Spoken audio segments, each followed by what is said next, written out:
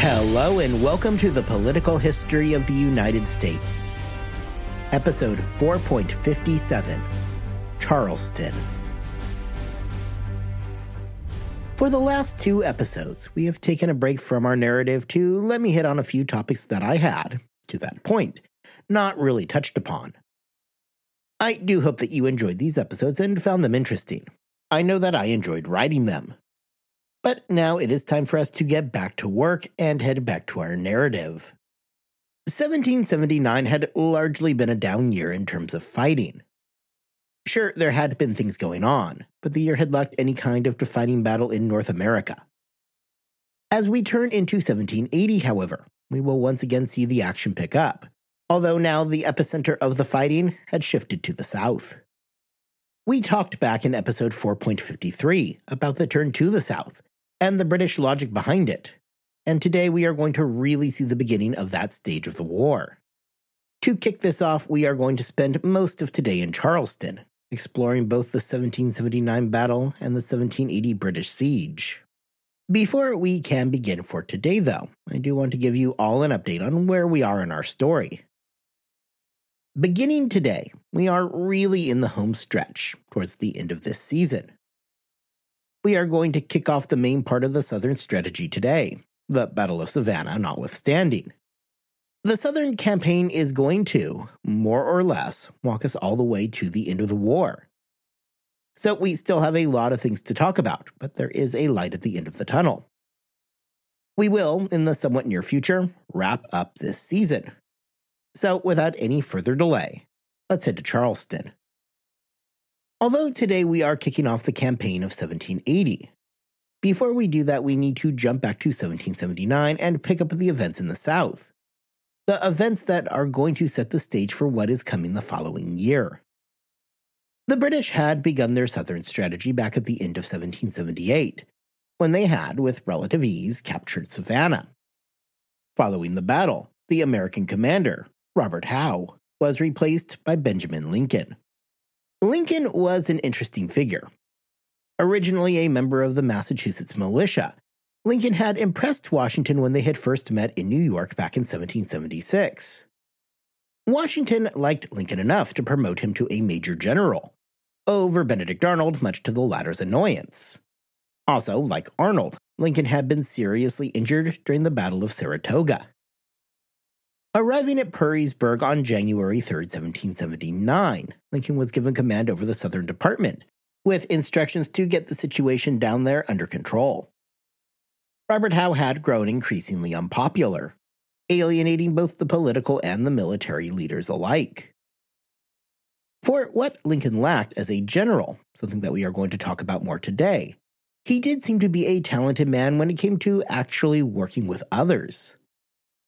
It was these talents as an administrator that scored him the job in the South. The British were also enjoying a change in command in the Southern Theater, with General Augustine Prevost taking over from Archibald Campbell. Prevost had been fighting for a while, having become a major during the French and Indian War. Injured in Quebec while fighting under General James Wolfe, Prevost would find himself promoted first to general at the outbreak of the American War, and then later becoming a major general, before his move to the Southern Theater. The army that Prevost inherited numbered right around 4,000, a mixture of British regulars, Germans, and a handful of loyalists who had come to fight. Now, of course, the British remained fully confident that, now that they had arrived on the scene, any day now, all of those loyalists would come flocking to the camp, eager to support their king. The Americans' location at Perrysburg, a spot along the Savannah River, stood as something of a de facto border between the British-controlled Georgia and the real prize of South Carolina. Now, before Prevost could do anything at all, he needed to go ahead and round up those loyalists who were just itching for a battle. Having been told that they would be found in the backcountry, Prevost sent an expedition to Augusta under the command of Colonel Archibald Campbell, where, presumably, they would meet him with open arms. The hope was that by capturing Augusta, a location that was itself located further inland, it would provide a nice rendezvous point for those previously mentioned loyalists, giving them a convenient place along the frontier to gather, and surely they would come flocking to the occasion. The approach to Augusta was relatively easy, with Campbell meeting only light resistance along the way. Campbell was able to capture Augusta with little more than a few skirmishes. So, seemingly all was now going pretty well for the British. All Campbell had to do was sit back and wait for those loyalist allies to come rolling in. Yup. Any second now, those loyalists would just come flocking to the cause. Any second now. As it would turn out, the loyalists in the backcountry, and they surely did exist, were more reluctant than the British leadership would have hoped to join the war effort. They all realized that the minute they left their land, vengeful patriots would sweep in and dispossess them of their property, a prospect that was rather unappealing to them. This was not mere paranoia either. For many of those who had left to go join the British, the local patriots made short order of their homes, burning them to the ground. As the British took to the task of securing the area around Augusta, they ran into their second problem. While the British only were able to scrape up a handful of loyalists who were actually itching to fight, the American ranks were growing as the threat of the British incursion worked wonders for recruiting, both in Georgia and South Carolina. Suddenly, that capture of Augusta was beginning to feel much more tenuous, as the Americans continuously began beating the British back in engagement after engagement. Now, to be clear, none of these were large-scale affairs. There was no great Battle of Augusta. However, for Campbell, it was a very disconcerting thing watching his army quickly get pushed back as the American forces got closer and closer to Augusta itself. At this point, Archibald Campbell started to feel dangerously isolated and became worried that the Americans may well be on the verge of cutting him off completely. With it clear that the expected loyalists had apparently missed the invitation to the party, and the American ranks rapidly swelling, Campbell decided that Augusta had become an untenable position. He retreated, and after an unexpectedly short occupation, the Americans were back in control of the town. Despite this poor showing by the expected loyalists, and Campbell trying to sell the Augusta expedition as a victory, the British remained optimistic. Well, optimism is probably the wrong term. Really, what the British were dealing with was more of a hopeful denial. As historian David Wilson writes in his book, The Southern Strategy, the British had little else they could meaningfully do. The entire war in the South was predicated upon those scores of loyalists joining the fight, and if they failed to materialize, it meant that the entire Southern campaign was based upon a false pretense. The Battle of Augusta would also mark the end of the road for Campbell, who soon thereafter received permission to return to England. Control over Georgia was handed over to Colonel Mark Provost, the younger brother of Augustine. Despite his failure to capture and hold Augusta, the younger Provost would re-establish the royal government in Georgia. Georgia would therefore become the only state to see a full restoration of royal governance during the war. The year would see a few more skirmishes, including a relatively speaking major British victory against the Americans at Briar Creek. However, even these victories brought serious concerns to the British command. For even with the victory over the Americans at Briar Creek, something which at least served to halt the American advance, the expected loyalists were nowhere to be found. Without these expected contingents of loyalists to help take up the fight, the British found themselves unable to move forward and really do anything else. They lacked the manpower to make a second attempt on Augusta, and even with their victory, they found it impossible to make any more forward progress. Although it may sound as though the early months of 1779 were filled with action, all of these engagements were still relatively minor. However, despite these being mostly smaller encounters, important as they may be, there did remain one engagement that could have morphed into something far more substantial. Without any real question, the biggest target in the South was Charleston, South Carolina. It was the largest city, and the British were desperate to gain control over it. Henry Clinton himself had tried to take a shot at the city back in 1776, when he had been soundly defeated by a mixture of Charles Lee and his men and those spongy palmetto trees that ate up cannon fire for breakfast. Before the end of 1779, a somewhat baffling set of maneuvers very nearly cost the Americans control of Charleston. Under the pretense of being worried about Loyalist brigades threatening Augusta, Benjamin Lincoln decided that he needed to march his army to Augusta in order to get control over the problem. Not that there actually was a problem. As we have already discussed, it is not as though the Loyalist activity proved to be much more than a minor nuisance. On August 20th, 1779, Lincoln set out for Georgia. Just 9 days later, it was Provost who quietly slipped over the Savannah River into South Carolina with some 2,000 men in tow. The crossing for Provost proved to be slow, giving the American commander in South Carolina, William Moultrie, to get an urgent message out to Benjamin Lincoln, letting him know that, hey, we've got a problem back here. The message let Lincoln know that the British Army was on its way into South Carolina, and that an extra 1,000 men should be enough to protect Charleston. Quickly, though, Moultrie began having second thoughts about his predicament, as reinforcements, which Lincoln did promise to send, failed to ever materialize. Now, right about this same time, John Laurens, the son of President of Congress Henry Laurens, recognized the serious manpower shortage facing the Americans in Charleston. Laurens struck at a brilliant solution.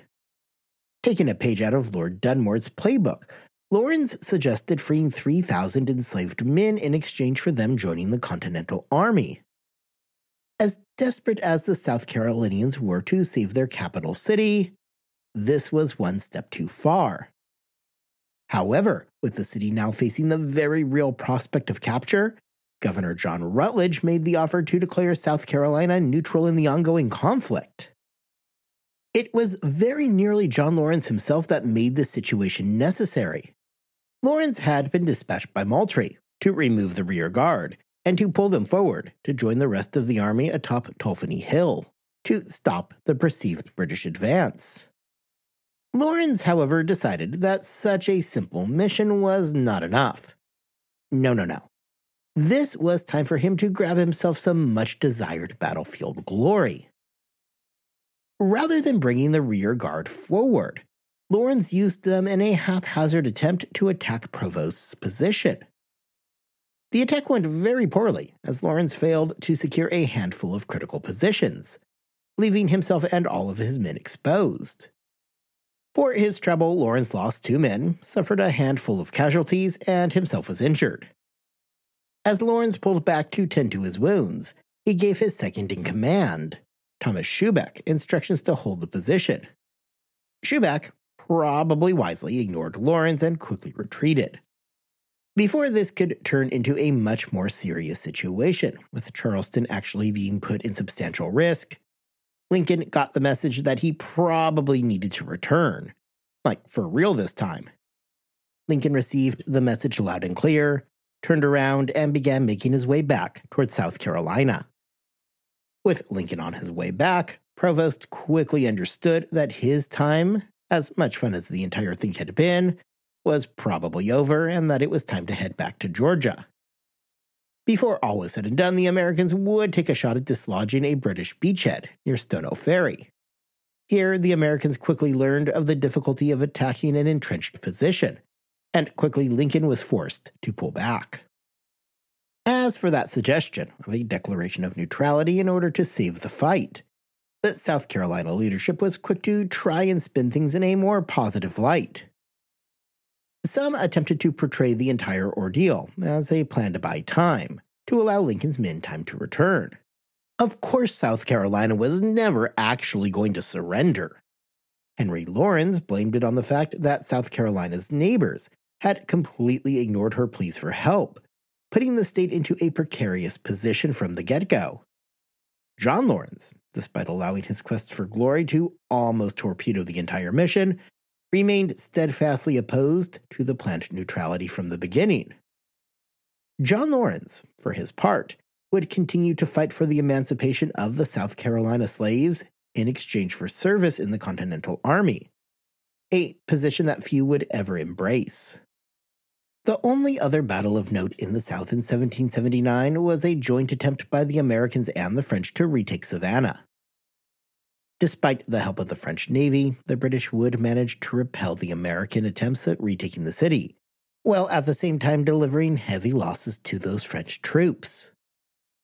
With the French taking the brunt of the losses during the siege, it was the twice-wounded D'Estaing who decided that he had had enough fun for one day and informed Lincoln that he was going to lift the siege. Disappointed and bloodied, the Americans withdrew to prepare for what everybody assumed was going to be a very busy 1780. The siege of Savannah had been a particularly bloody affair, especially for the French. As mentioned a moment ago, D'Estaing himself was wounded in the fighting, not once but twice. Often considered the father of the American cavalry, the Polish-born Casimir Pulaski was likewise killed in the fighting. At the end of the day, the Franco-American forces suffered around 1,000 casualties, compared to the approximately 150 for the British. Despite these losses, including the wounding of D'Estaing and the loss of Pulaski, the Americans walked away with little to show for their efforts. For the time being, at least, neither Lincoln nor Provost had the strength to do much more. This would all finally begin to change on December 26, 1779, when Henry Clinton set sail for New York.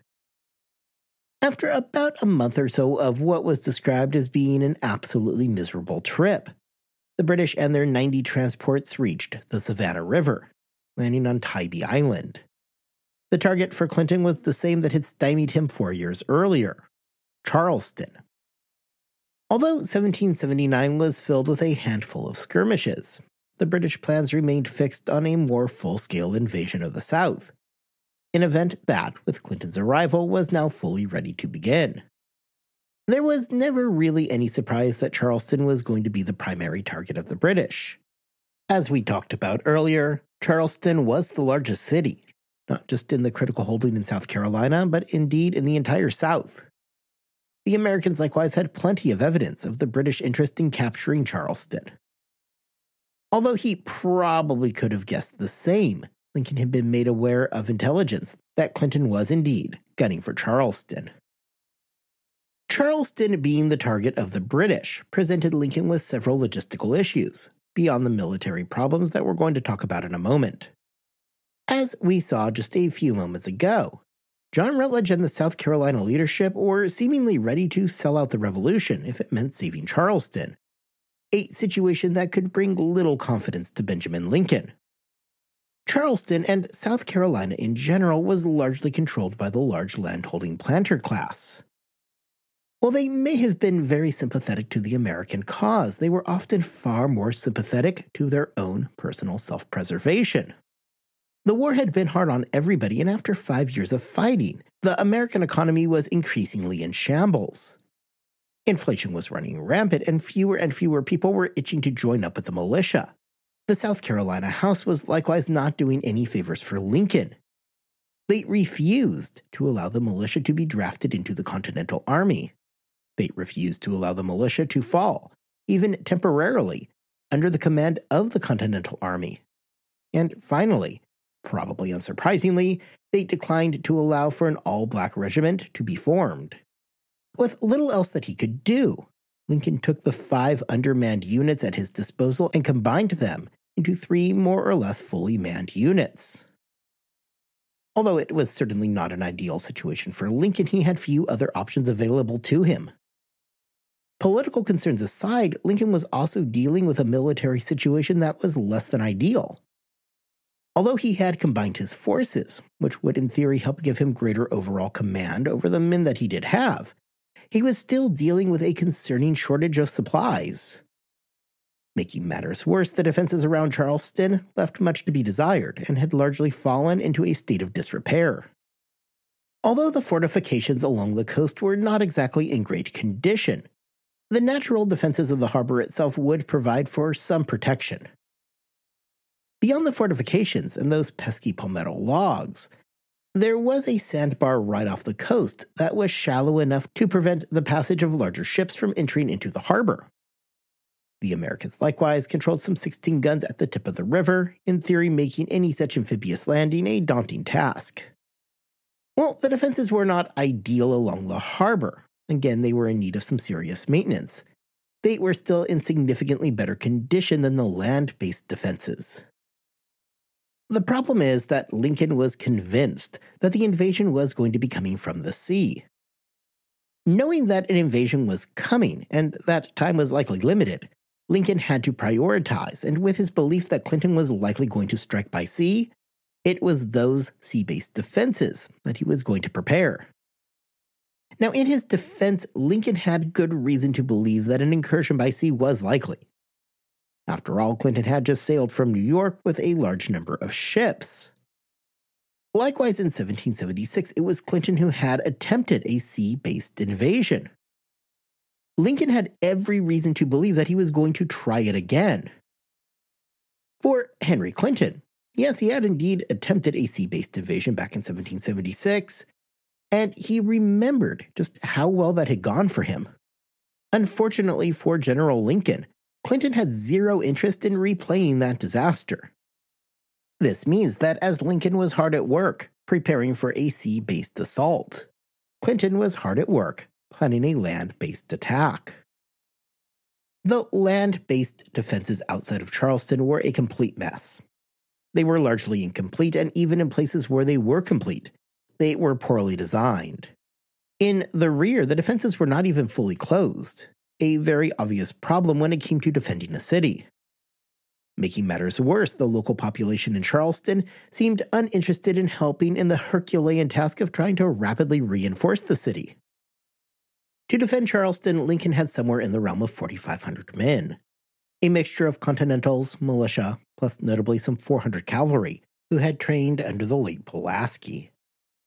Clinton was actually under the belief that Lincoln was fighting with a considerably larger force, possibly in excess of 7,000 men. Although this would have still meant an advantage for Clinton, who himself had around 11,000 men under his command. It was even more a staggering advantage than Clinton had realized. As Lincoln worked at trying to figure out some way to save Charleston, Henry Clinton was making his final preparations. Clinton was not interested in storming Charleston and razing the city to the ground. That would be destructive to his own ends. Clinton, despite his own doubts, was still acting under the auspices that the Loyalists were going to eagerly flock to his cause, eventually. At a minimum, maybe he could force South Carolina out of the war. Just a year earlier, the state's leadership had been willing to consider abandoning the war entirely. Burning Charleston to the ground would hardly garner any goodwill amongst those potential Loyalists, who might be wrestling with what they should do. Instead, the plan was for a siege of the city.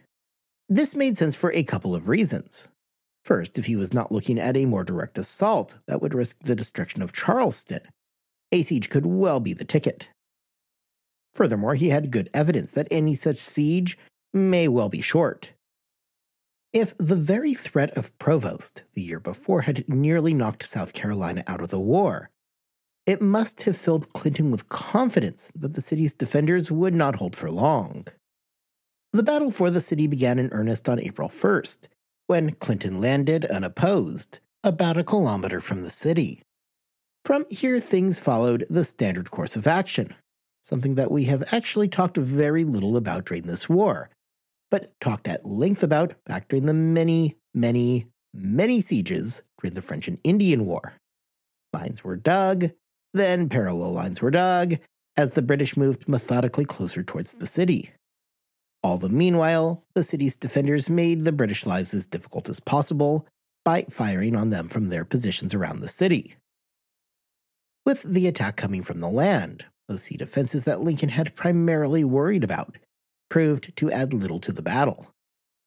The American naval commander, Abraham Whipple, commanded a small number of ships, but seemed less than enthusiastic about risking those ships defending the harbor, much to the frustration of Lincoln. The only thing that really saved the day for Whipple is that although he himself was out-admiraled by his British counterpart, Admiral Marriott Arbuthnot, it was not as though Arbuthnot was putting on an inspiring performance himself. Really, what Whipple was depending on to do the heavy lifting was that problematic sandbar. The relationship between Clinton and Arbuthnot was cool to say the least. During his move from New York to the south, Clinton had lost much of his siege equipment, meaning that he needed to raid Arbuthnot's ships, something that the admiral was not terribly pleased about. Whipple, on the other hand, made very clear to Lincoln that he had no confidence about facing the British Navy, instead proposing to head further inland to protect the Cooper River. Lincoln did not love the idea, but Whipple gave him little other choice. Whipple moved into the river, scuttled a few of his older ships to form a blockade, and all but ceded the harbor to Arbuthnot. Although now in control of the harbor, that was really about as much involvement as either navy would play during the ongoing siege. As April marched forward and the British became more entrenched, the Americans kept busy by keeping their besiegers under a constant barrage of fire. From time to time, the Americans would, albeit haphazardly, lob shells at the encroaching British. While those digging the trenches and building the siegecraft were taking undeniable damage from the Americans, the British just kept creeping forward. This isn't to say that the Americans were making things easy. In mid-April, the Americans launched an attack against the British third parallel that would very nearly cause the siege to collapse. And although the British would recover, it did nothing but put Clinton in a bad mood. A bad mood further exacerbated, because as all of this was going on, Clinton learned that his request to resign and return home had been rejected. This likewise disappointed Lord Cornwallis, who was gunning for Clinton's job. Really, though, Lincoln and the Americans stood very little hope of withstanding a British siege. John Rutledge tried to stay in Charleston as long as possible, wanting to avoid accusations of fleeing the city during the attack. It is possible that Rutledge was still thinking about his offer to declare neutrality a year earlier, as he now stubbornly refused to leave the city. It was not until mid-April that Lincoln, in conjunction with much of the senior military leadership, convinced Rutledge that it was time to go. On April 13th, Rutledge left the city, handing over control to his chief political rival, Christopher Gadsden. Once outside the city, Rutledge made a desperate call for any militia to come and help. However, few showed up eager to help relieve the increasingly beleaguered Charleston.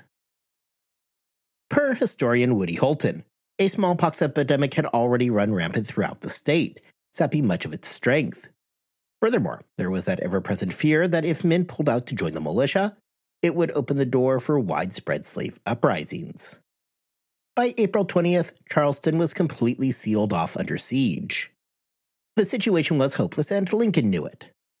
On the 21st, Lincoln offered to surrender the city to Clinton, so long as his army be permitted to walk out of there, an offer that Clinton unsurprisingly rejected. For the next 2 weeks, the Americans and the British stood nervously taking shots at each other. The previously mentioned attack by the Americans against the British third parallel would occur during this time, on April 24th. However, despite that attempt, the Americans remained trapped inside the city. Lincoln was more than happy to surrender at this point. However, Clinton wanted this to be a complete victory.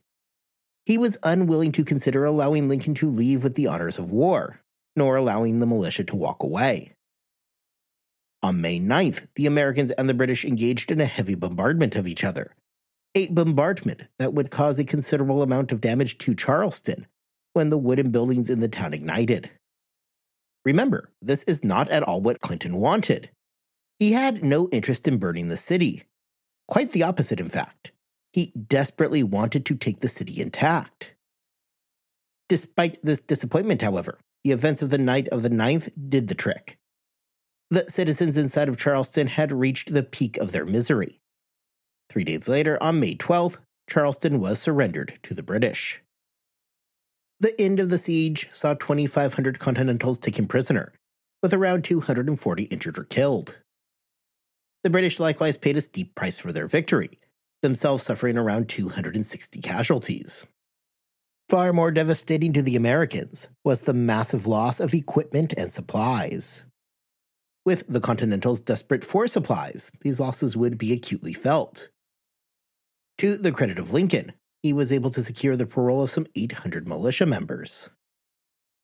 The loss of Charleston was one of the worst defeats suffered by the Americans during the entire course of the war. It likewise marked the real beginning of the Southern campaign. As we saw earlier today, there was plenty of action during 1779 in the South, but for the most part, everything came on a more limited scale.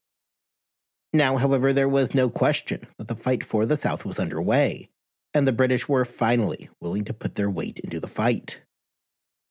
The loss of Charleston was acutely felt throughout the country. Just days before the fall of the city, papers celebrated Lincoln and his unwillingness to surrender. Despite his misstep a year before, John Rutledge and his decision to, at least temporarily, remain in the city was likewise lauded in the northern papers. People outside of the South, therefore, were largely convinced that things in Charleston were going swimmingly. Therefore, when just days later the news came that the city had in fact fallen, it was an absolutely devastating blow. Historian Robert Parkinson brings up a letter between James Lowell and Abigail Adams, where he refers to the loss of Charleston as a fatal blow to that country. Parkinson further discusses the very real fear that permeated the state that with the British now in control of Charleston, such a locus of Southern power, that they could easily make good on Governor Dunmore's promise from all those years before.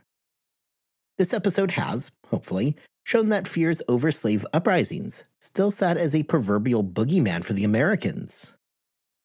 The fallout from the loss of Charleston is going to help paint the picture for the remainder of the 1780 campaign season. We will, in the episodes to come, return to the British capture of Charleston. Now that they were holding the most significant city in the South, the British had to wait to see if those promised loyalists came out of the woodwork, ready to take up arms against the American rebels. Likewise, much as those northern papers had speculated, the question over utilizing the large enslaved population in the region would indeed be something that the British were going to have to address. Next time, we are going to pick up in the aftermath of the British victory in Charleston. Both sides now had to figure out what comes next and just how the war would proceed moving through the rest of that year. Until then, I hope you all have a wonderful 2 weeks. I hope that you are staying healthy and that you are staying safe. And I will see you back here next time as the Continental Army attempts to pick up the pieces.